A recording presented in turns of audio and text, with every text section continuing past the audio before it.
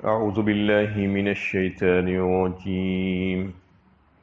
بسم الله الرحمن الرحيم.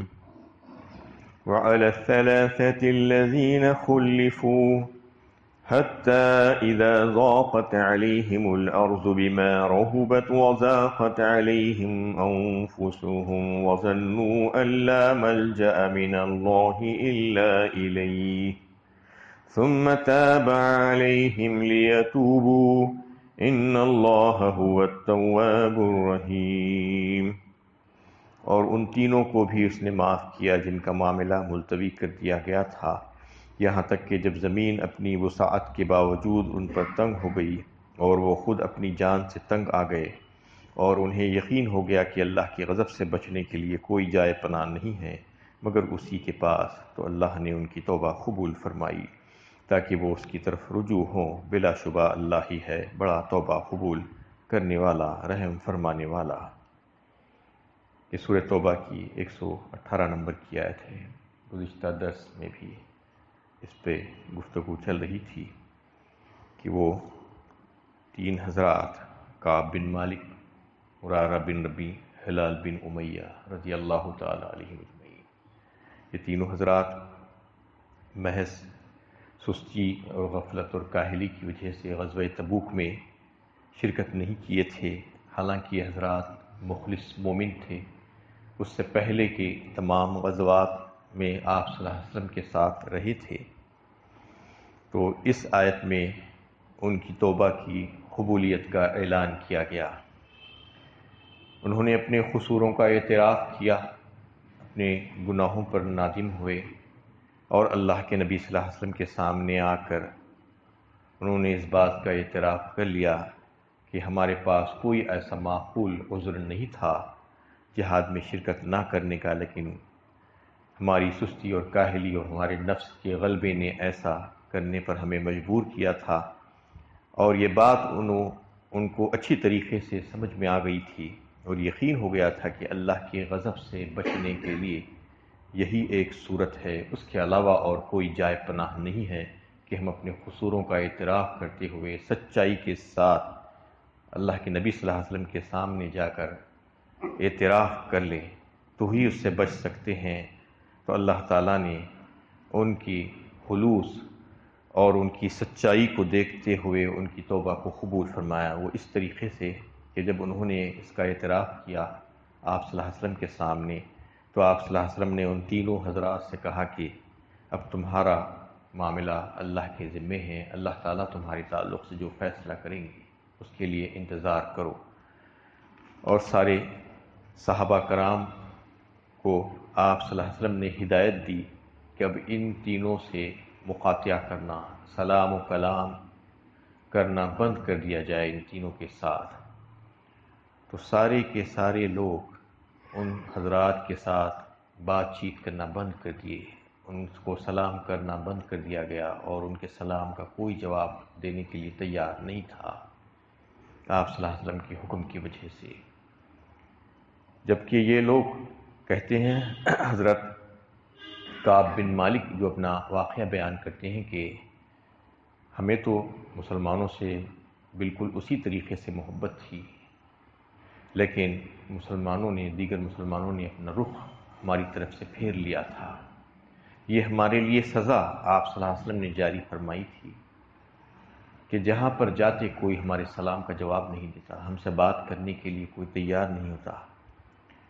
جیسا کہ آیت ہی میں یہ بات کا اظہار کیا گیا کہ زمین اپنی وسعت کے باوجود ہم پر تنگ ہو گئی، مطلب یہ تھا کہ ہماری دنیا بدل گئی اور ایسا دکھنے لگا کہ یہ سب سارے لوگ، ہمارے مکان، ہمارے باغات، ہماری چیزیں سب ہماری ہوتے ہوئے بھی بیگانہ ہو گئی ہے، اجنبی سے نظر آنے لگے اور ہمارا دم گھٹنے لگا، بما رحبت وضاقت علیہم انفسہم، سب چیزیں ہمارے لیے تنگ ہو گئی، خود اپنی جان سے تنگ آ گئے۔ یہ ساری حالات جو ہے پیدا ہوئے،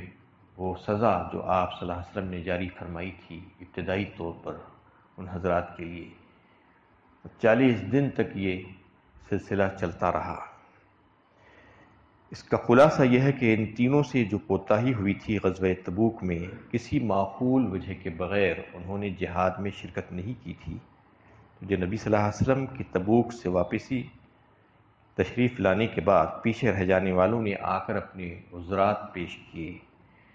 جو چھوٹے عذر تھے، قسمیں کھا کھا کر آپ صلی اللہ علیہ وسلم کو راضی کرنے کی کوششیں کر رہے تھے، لیکن کعب بن مالک نے حاضر خدمت ہو کر صاف صاف عرض کیا کہ میرے لیے کوئی معقول عذر نہیں تھا۔ آپ نے فرمایا تو سچ کہا، اب تو اٹھ اور اللہ کے فیصلے کا انتظار کر۔ اسی طریقے سے ان کے دو ساتھیوں کے ساتھ بھی یہی معاملہ رہا۔ حضرت کعب بن مالک کہتے ہیں کہ میرے دو ساتھی جو تھے وہ زیادہ عمر کے حضرات تھے، وہ دونوں تو گھر میں بیٹھ گئے اور روتے رہے، اور میں ان میں بنسبت جوان آدمی تھا۔ میں باہر پھرتا، کوششیں کرتا، لوگوں سے ملنے کی کوشش کرتا، اللہ کے نبی صلی اللہ علیہ وسلم کی بارگاہ میں حاضری دیتا اور آپ صلی اللہ علیہ وسلم کو سلام عرض کرنے کی کوشش کرتا، لیکن آپ صلی اللہ علیہ وسلم اپنا رخ انور میری طرف سے پھیر لیتے، مجھ سے بات نہیں کرتے، میرے سلام کا جواب نہیں دیتے۔ یہ چیزیں دیکھ دیکھ کر دل کو تکلیف ہو رہی تھی، دل دکھتا تھا کہ کوئی ہماری بات کا جواب دینے کا نہیں دے رہا ہے اور ہم کو اس قابل نہیں سمجھ رہا ہے۔ 40 راتیں ایسی ہی گزر گئی۔ اس کے بعد ہوا یہ کہ ایک شخص ملک شام سے آیا تجارت کی غرض سے غلہ بیچنے۔ وہ دریافت کرنے لگا کہ کعب بن مالک کہاں ہیں۔ لوگوں نے میری طرف اشارہ کر کے کہا کہ یہی ہے کعب بن مالک۔ اس نے آ کر مجھ سے مل کر ایک خط اپنے بادشاہ کی طرف سے جو لایا ہوا تھا، شاہ غسان کا خط، میرے حوالے کیا۔ اس خط میں اس نے لکھا تھا کہ ہمیں پتہ چلا ہے کہ تمہارے نبی نے تمہارے ساتھ زیادتی کی ہے، بے وفائی کی ہے اور تم کو ذلیل کیا ہے۔ اللہ تعالیٰ نے تمہارے لیے ذلت کا مقام نہیں رکھا۔ تم اگر چاہو تو ہم تمہاری مدد کرنے تیار ہیں، ہم تمہاری قدر کریں گے، تم ہمارے پاس آ جاؤ۔ یہ سن کر، یہ خط پڑھ کر مجھے ایسا لگا کہ اب میرا حال یہ ہو گیا ہے کہ ایسے کافر اور اللہ کی باغی اور غدار مجھ کو بلا رہے ہیں، میرے ساتھ ہمدردی کر رہے ہیں۔ میں فوراً وہ خط کو لے جا کر جو تنور جل رہا تھا اس میں پھاڑ کر ڈال دیا اور کہا کہ میں کسی کے پاس جانے والا نہیں ہوں، میرے نبی اور میرا اللہ میرے لیے کافی ہے۔ اور پھر اس کے بعد یہ ہوا کہ اور مزید 10 راتیں گزر گئی، یعنی 40 راتیں گزرنے کے بعد آپ صلی اللہ علیہ وسلم کی طرف سے ایک قاصد ہم لوگوں کے پاس آیا، حضرت خزیمہ بن ثابت، اور آ کر انہوں نے ہم سے کہا کہ اللہ کے نبی صلی اللہ علیہ وسلم یہ حکم فرماتے ہیں کہ تم اپنی بیوی سے علیحدہ ہو جاؤ۔ تو میں نے پوچھا کہ اس کا مطلب یہ ہے کہ میں ان کو طلاق دے دوں؟ تو کہا کہ نہیں، طلاق نہ دو، بلکہ امراً ان سے علیحدہ رہو۔ تو میں نے اپنی بیوی کو اپنے میکے بھیج دیا کہ جب تک کہ اللہ تعالیٰ کا کوئی فیصلہ نہ آ جائے تم وہیں پر رہو، اور ان دونوں حضرات کے ساتھ بھی یہی فیصلہ کیا گیا ہے۔ 40 راتیں گزرنے کے بعد یہ فیصلہ آیا کہ تم سب لوگ اپنی اپنی بیویوں سے علیحدہ ہو جاؤ۔ حضرت ہلال بن امیہ کی بیوی نے آ کر رسول اللہ صلی اللہ علیہ وسلم سے عرض کیا کہ یا رسول اللہ، ہلال بہت ضعیف آدمی ہیں اور ان کے لیے کوئی خادم نہیں ہے اور میں ہی ان کی خدمت کرتی ہوں، اگر آپ پسند فرمائیں کہ میں ان کی بدستور خدمت کرتی رہوں تو آپ مجھے اجازت دے دیں۔ تو آپ صلی اللہ علیہ وسلم نے کہا کہ خدمت کرنے کے لیے ممانعت نہیں ہے، لیکن وہ تمہارے پاس آنے نہ پائے، یہ آپ صلی اللہ علیہ وسلم نے حکم فرمایا۔ اسی طریقے سے 50 دن گزر گئے۔ 50 دن کی سخت کڑی مشقت اور تکلیف دہ صورتحال کے بعد جب میں 50ویں رات کے بعد صبح اٹھ کر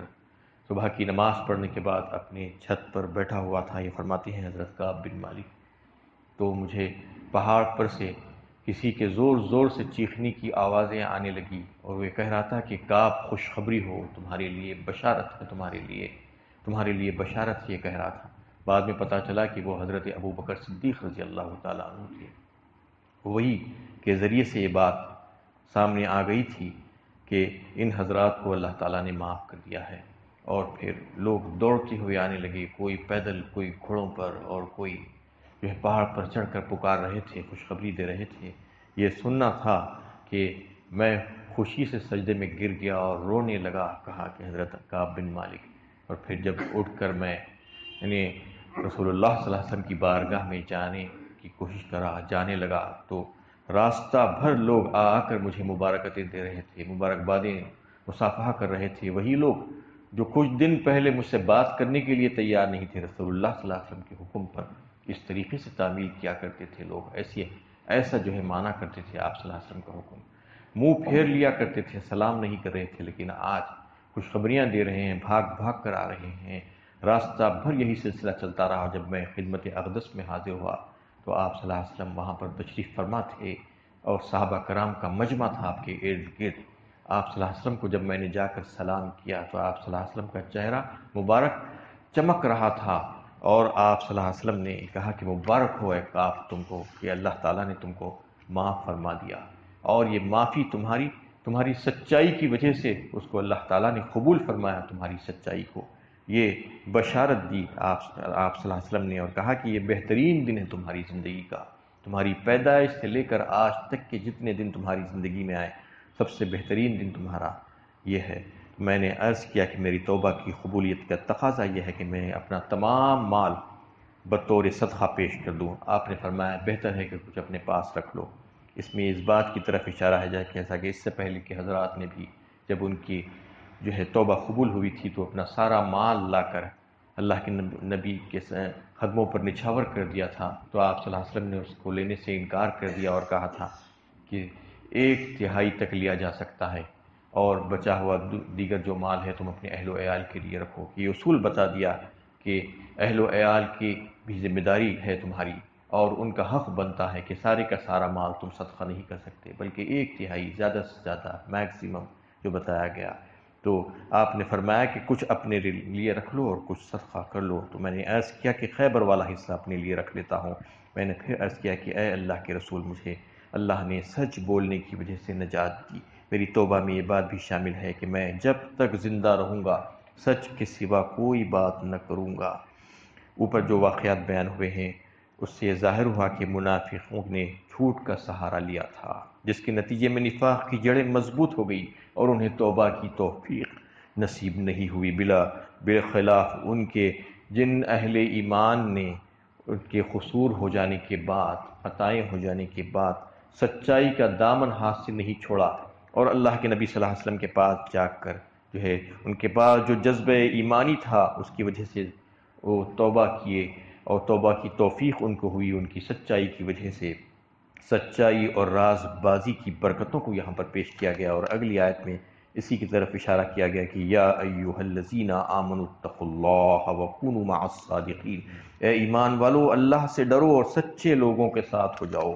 یعنی جھوٹوں کے ساتھ مت اٹھو بیٹھو۔ سچائی اور راز بازی کی برکتوں کے پیش نظر عام مسلمانوں کو اس میں ہدایت دی گئی ہے کہ سچے اور راز باز لوگوں کے ساتھ ہو جاؤ، نے مخلص اور متقی مومنوں کے ساتھ ربط ضبط رکھو، ان کی رفاقت اختیار کرو، ان کی صحبت میں رہو، اور دین کی اجتماعی جدوجہد میں انہی کی تائید اور حمایت کرو، اور منافقانہ رویہ اختیار کرنے والوں سے بچ کے رہو۔ اس میں سچائی کی جیت، سچوں کے بول بالا ہونے کا تذکرہ فرمایا گیا، اور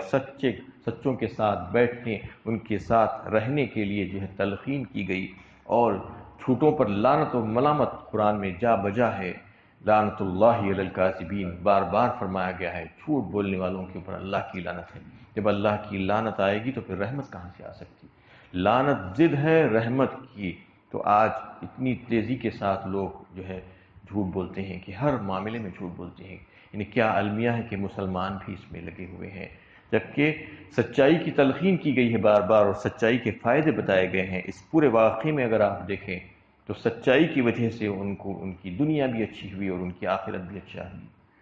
اور جب ان سے قصور ہو گیا تھا تو انہوں نے یہ کہا کہ ہم سے ایک غلطی تو ہو گئی ہے ترک جہاد کی، اب اس کے بعد دوسری غلطی ہم کبھی بھی نہیں کریں گے کہ جھوٹ بول کر اللہ کے نبی صلی اللہ علیہ وسلم کے سامنے جا کر ہم اپنے جھوٹے عذر نہیں پیش کریں گے، دوسرا گناہ نہیں کریں گے۔ لوگ آج ایک گناہ کرتے ہیں، وہ اپنے گناہ کو چھپانے کے لیے 1000 گناہ کرتے ہیں جھوٹ بول بول کر۔ تو اس سے یہ ہمیں جو ہے سبق ملتا ہے کہ ایک گناہ ہو جائے، بشر ہے، انسان ہے، انسانی کمزوری ہے، تو فوراً اعتراف کر لینا چاہیے، معافی مانگ لینا چاہیے۔ کسی کا حق مارا ہے تو حق کو لوٹا دینا چاہیے، اللہ تعالیٰ سے رجوع ہو جانا چاہیے اپنے قصوروں کا اعتراف کرتے ہوئے۔